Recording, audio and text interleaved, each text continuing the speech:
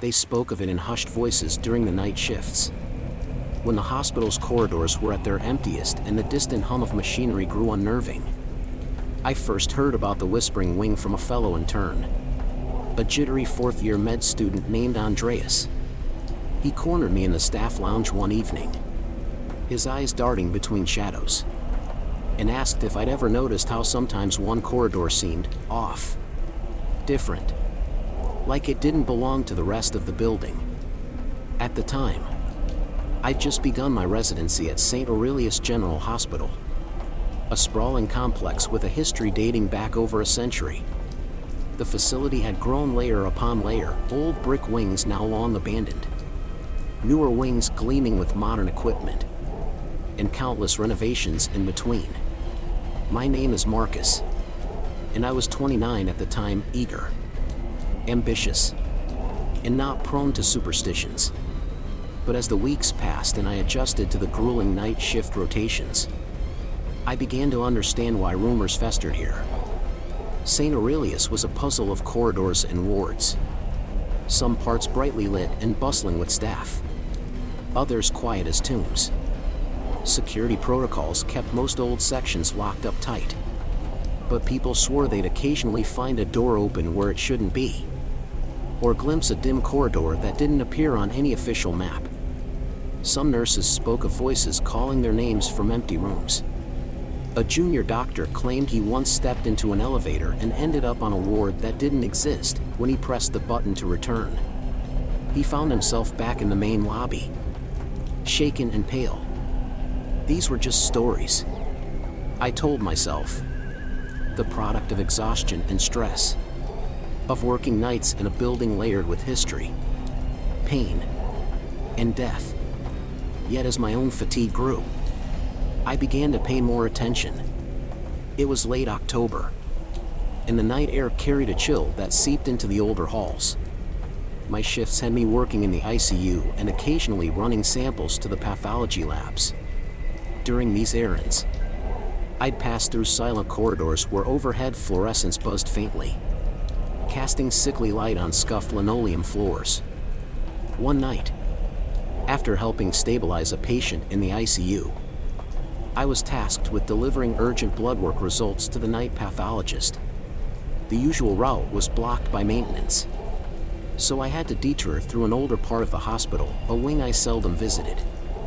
There I found Andreas again, leaning against a gurney in an empty corridor. He looked up, startled to see someone else. "You feel it?" he asked. Voice hushed. "Feel what?" I said, trying to keep my tone casual, though I felt a strange prickling on my neck. He waved a hand at the hallway. "This place. The temperature drops here at night, and sometimes I hear murmurs, like people talking in the next room, but the next room's empty." I tried to laugh it off, but found no humor. The air did seem colder, and the silence had a charged quality. I finished my errand quickly and left. Yet I couldn't shake the feeling that something lingered in these halls, waiting and watching. Over the next few nights, I listened more closely to the staff chatter. A veteran nurse hinted at a whispering wing, a section sealed off decades ago after a tragedy. Some said it was the old psychiatric ward, closed after a series of unexplained deaths. Others insisted it never existed.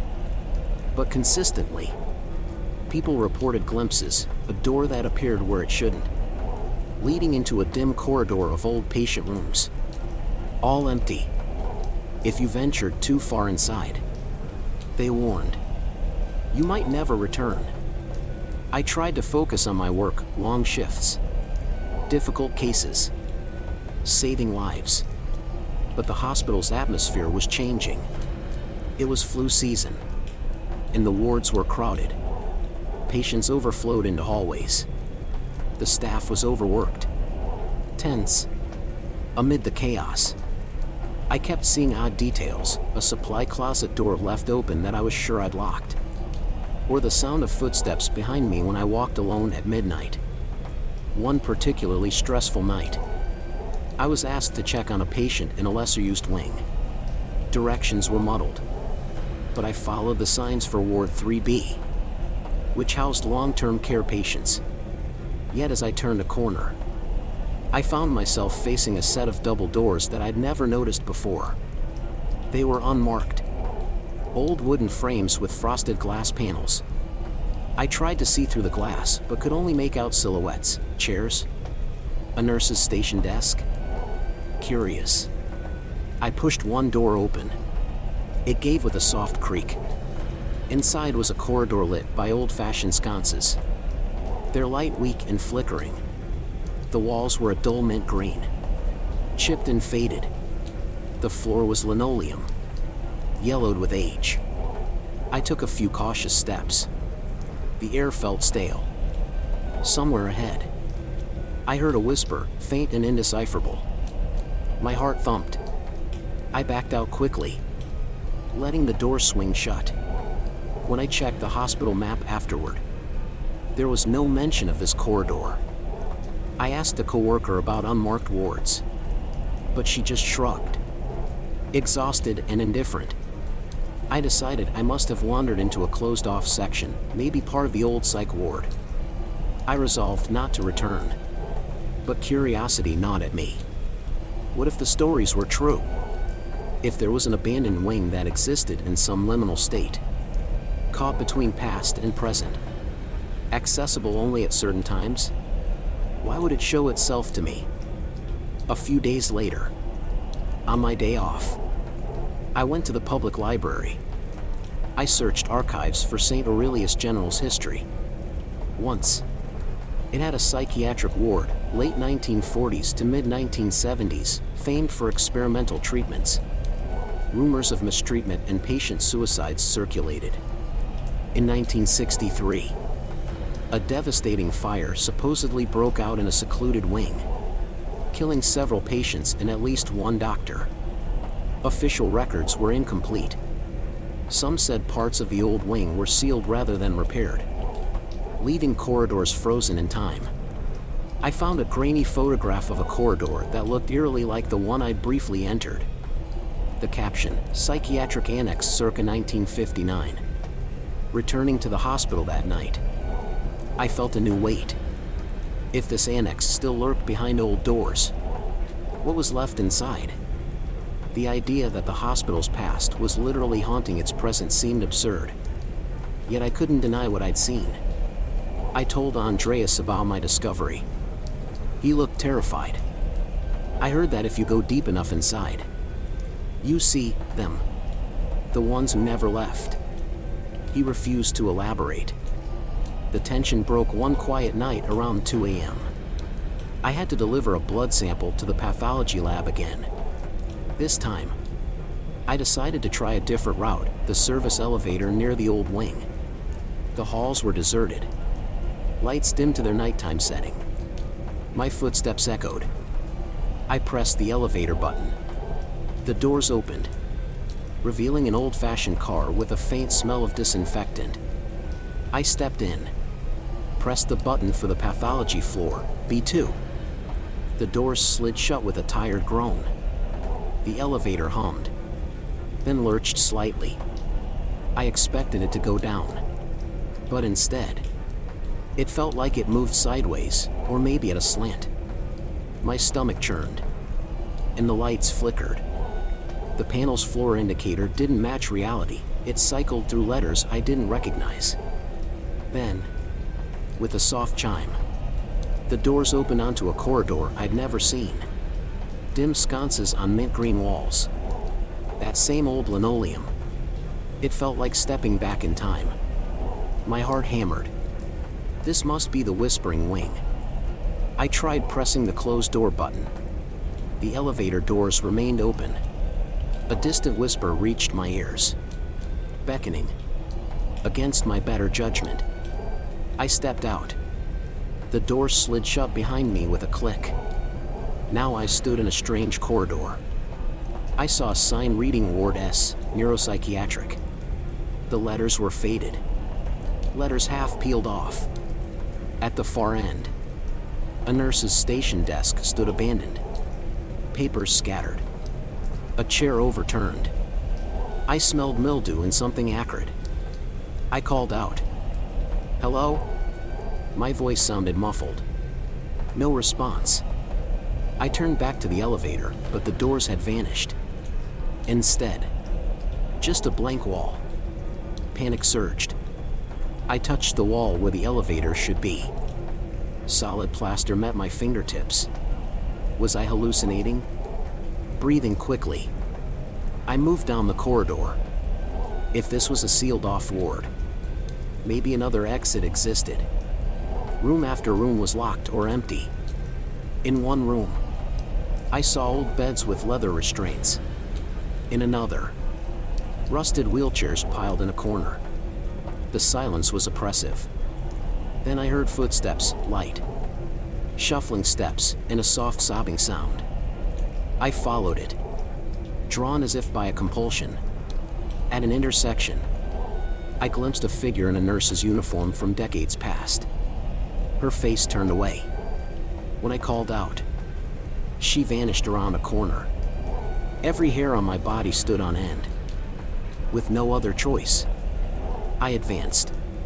The corridor branched into confusing hallways, some ending in collapsed rubble, others looping back strangely. My watch showed nonsense times. The old wards were silent except for distant whispers. I caught snatches of voices. "Help us." Never left. A door at the end of a hallway stood ajar. Light flickered inside. I approached, heart pounding, and entered what seemed to be a doctor's office. A lamp on the desk glowed weakly. Patient files stacked high. Dusty shelves lined the walls. On the desk lay a photograph, a stern-faced doctor. Dr. Elias Frost. The nameplate read. Beside it, old medical notes describing harsh treatments, electroshock therapy, isolation cells, experimental drugs. My stomach churned. Footsteps sounded behind me. I whirled and found Andreas standing at the threshold, eyes wide. How had he gotten here? "Andreas? You're here?" I stammered. He shook his head. "I followed you. Marcus. I saw you take the service elevator. Something was off. So I tried to catch you. I ended up here." He looked terrified, sweat dripping down his face. "We have to find a way out." We decided to stick together. Having another human presence steadied my nerves, but also deepened the mystery. This place shouldn't exist, yet we both experienced it. Guided by faint lights and muffled voices, we explored further. We found a ward with patient rooms still furnished as if abandoned midday, beds unmade, personal items scattered, old magazines, a doll missing an eye, a patient's journal with frantic scribbles. The pages mentioned the good doctor and the others who never leave, and the corridors that stretch forever. The whispers grew clearer. Sometimes I thought I heard my name. Andreas swore he saw movement in the corner of his eye, shapes flitting between rooms. At one turn, we spotted a figure at the end of a long hall, a man in a patient's gown. Head bent. He emitted a low moan. We froze, hearts pounding.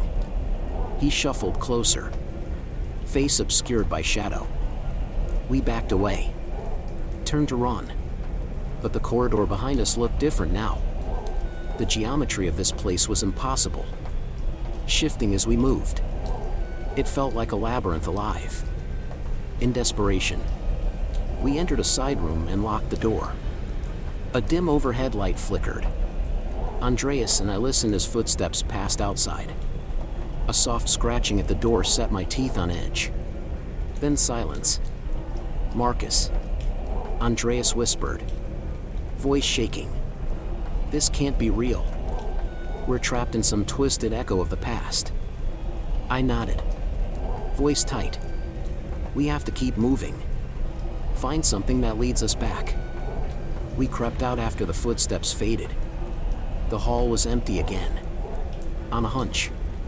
I led Andreas back toward the nurse's station I'd seen earlier. Maybe we'd find records or keys. We found the station deserted. A cracked countertop with old metal drawers half open. A nurse's logbook lay open, last entry dated 1963. It mentioned a patient riot. A fire breaking out. Screams echoing in the halls. Then the entries stopped abruptly. A cool breeze swept down the corridor. Suddenly, the nurse I'd seen before stepped out from behind a partition. Her attire was old-fashioned, a crisp white uniform with a small cap, stockings, and sensible shoes. Her face was partially blurred, as if seen through frosted glass. "Ma'am?" I managed, raising a hand. She turned her head slowly, behind her nurse's cap. Her eyes were hollow sockets. She opened her mouth, but no words emerged. Just a faint whistle of air. My blood ran cold. Andreas cried out, stumbling backward. The nurse's figure twitched, arms jerking as if on puppet strings. Then she rushed at us with impossible speed, vanishing just before reaching us. A violent gust of air knocked us down. I scrambled to my feet, chest tight. We bolted away, turning corner after corner, lost in the shifting geometry. We saw more patient rooms, some with skeletal figures slumped in corners, others empty but humming with unseen presence. Once, I saw a pale hand reach around a doorframe and retreat silently. After what felt like hours, we came upon a large double door with a bronze plaque reading Special Treatment Wing. Something about it radiated dread. We had no better leads, so we pushed through. Inside was a vast room lined with curtained beds. The curtains were moth-eaten, swaying as if in a draft. In the center stood a single operating table with leather restraints. Instruments lay scattered, rusted scalpels, old syringes. The smell was horrifying: mold, decay, and old blood. Footsteps approached from behind. A tall, thin figure in a doctor's coat stepped out of the gloom, his head tilted unnaturally. I recognized him from the photo, Dr. Elias Frost. His eyes were clouded, skin ashen. He raised a hand, as if greeting us, in a voice like distant radio static. He spoke, "You've come far, seeking answers. Are you?" His voice barely moved his lips. "We never closed this ward. You know." "Not truly. The hospital tried to hide us, to bury what happened. But we linger." I shook my head, trembling. "We just want to leave.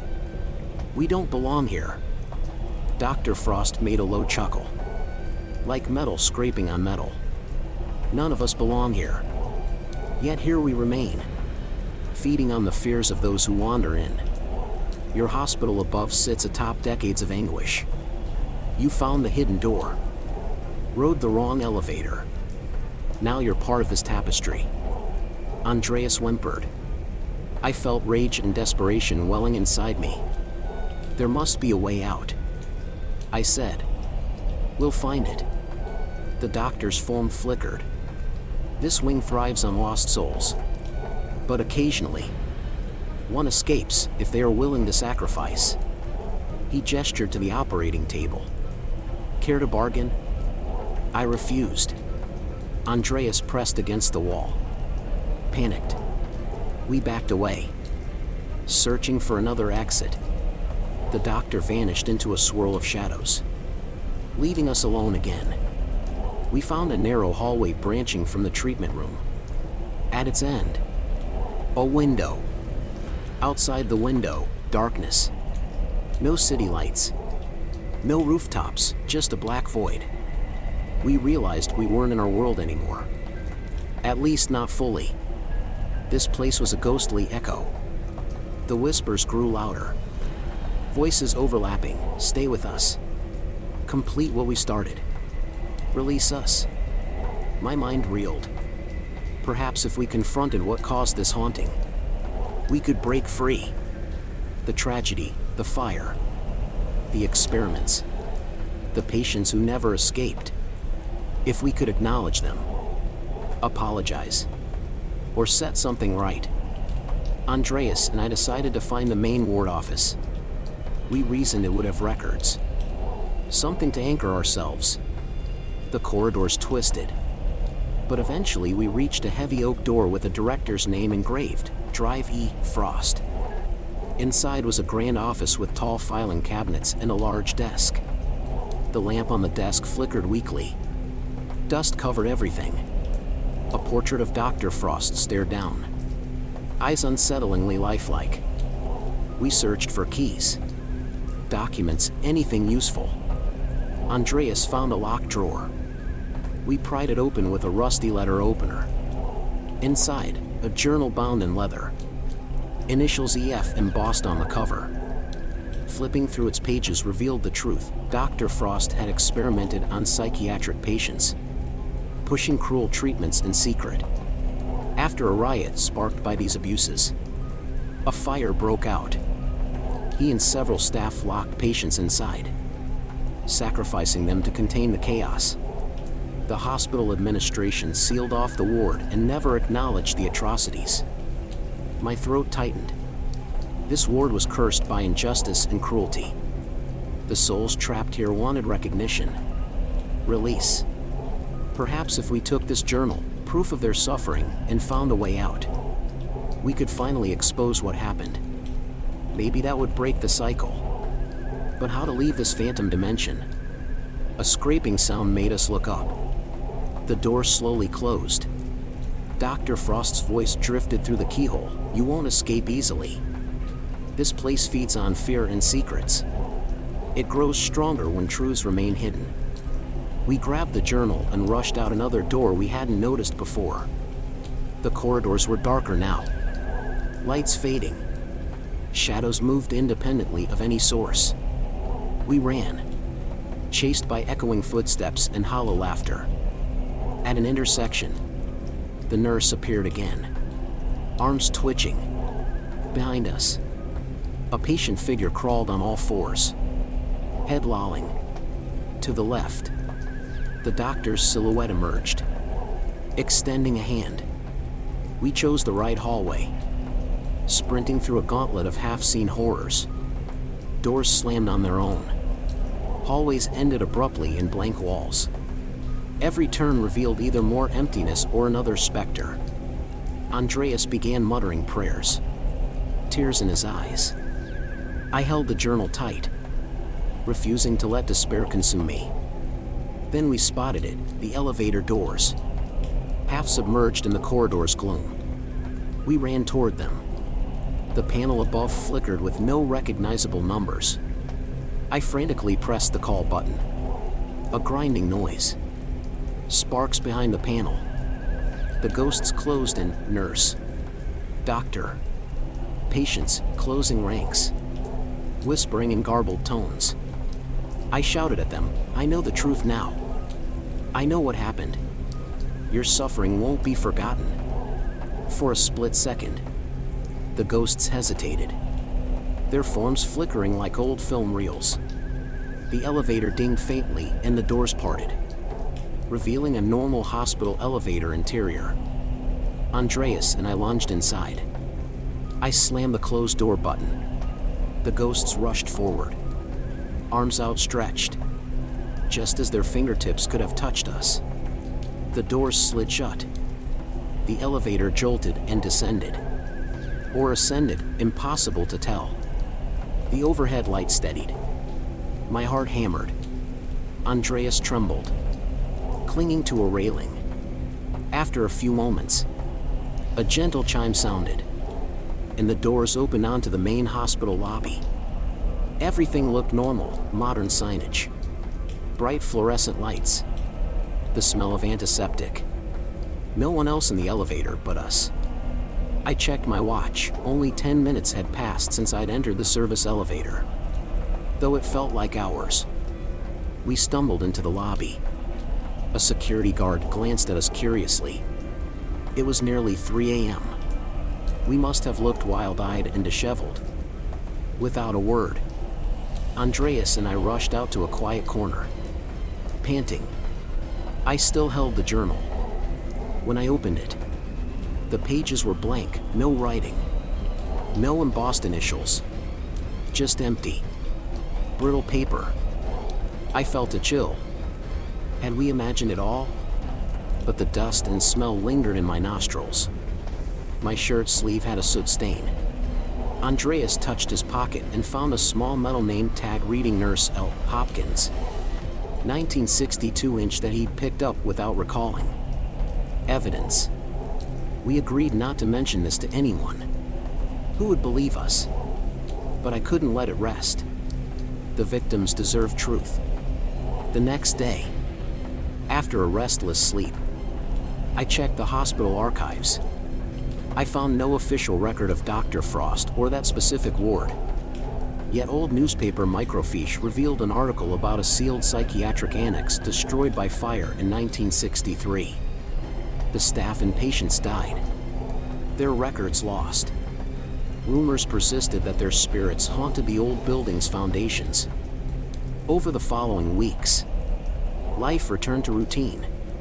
I treated patients, ran errands, and tried to convince myself it was an elaborate hallucination. Andreas avoided me, as if speaking about it might invite the horror back. One late shift, after discharging my last patient for the night, I took a break in a quiet corner of the hospital cafeteria. I turned on my phone to see if I could find any mention of these legends online, some old forum posts. Maybe. Instead, I found a strange audio file on my phone's recorder. I never remembered making it. Curious, I played it. Faint static, then whispers, layered and frantic. A voice, we remember, we remain. My heart sank. They still had a hold on me. I exited the cafeteria, unsettled, and headed toward the main lobby. Suddenly, the lights flickered. The halls grew eerily silent. I recognized this sensation, the air pressure shifting, as if the building itself breathed differently. No, not again. I refused to be lured back. I marched toward the bright, modern ward, seeking other staff members, human company. But every turn led me to quieter corridors, older sections. The building's layout felt wrong again. I broke into a run. Rounding a corner, I found a single door with frosted glass panels, the same doors I'd first seen weeks ago. They stood where a modern radiology suite should be. My heart pounded. I turned back, but the corridor behind me stretched into darkness. From behind the frosted glass, silhouettes moved. Familiar shapes, the nurse, the patient, Dr. Frost. Their outlines blurred and distorted. They whispered my name, Marcus. Marcus. I shouted. No, pounding on the wall. My voice echoed in emptiness. How was this happening again? I had done nothing to provoke it, unless simply knowing their secret was enough to keep me tethered to them. Perhaps my attempt to find the truth had bound me to their realm permanently. I tried my phone, no signal. The overhead lights dimmed to a sickly amber. Footsteps approached. I stepped back as the door swung open on its own. The corridor beyond lay in that same mint green hue. Sconces flickering. The hush returned, thick as fog. As I stood there, torn between fight and flight, Dr. Frost's voice whispered in the stale air, "You carry our story. Marcus, those who know cannot simply leave. Come back. Join us." Tears blurred my vision. I realized now the shocking truth. Escaping once didn't guarantee freedom. The whispering wing had its hooks in me. It wanted witnesses, and I was chosen to bear its legacy. Perhaps if I never tried to expose the truth, it might have let me be. But I had searched for proof again. drawn by curiosity and a misguided sense of justice. Now it would not let me go. In a final act of defiance, I turned and sprinted down the corridor, hoping to find a familiar ward. But the halls twisted. Gravity felt uncertain. I stumbled through door after door, each opening onto the same old ward, no end, no escape. At last, exhausted, I collapsed near a nurse's station. My breath came in ragged gasps. In the silence, I heard a single soft sob, a patient or a nurse forever trapped. I understood then, I was trapped too. Swallowed by the hospital's dark secret.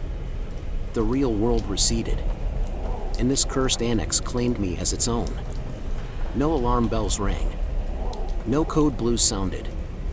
Above, in the normal hospital floors, doctors and nurses cared for patients, unaware that deep in the building's bones, a lost ward held lost souls, including me. My last rational thought was that, in time, someone else might take a wrong turn, ride a faulty elevator, or open an unmarked door. They might find me wandering these halls, just another hollow-eyed figure in a nurse's uniform or a patient's gown, whispering warnings too late to be heeded. And so the whispering wing endures, feeding on fear and curiosity, forever haunting the silent corridors of St. Aurelius.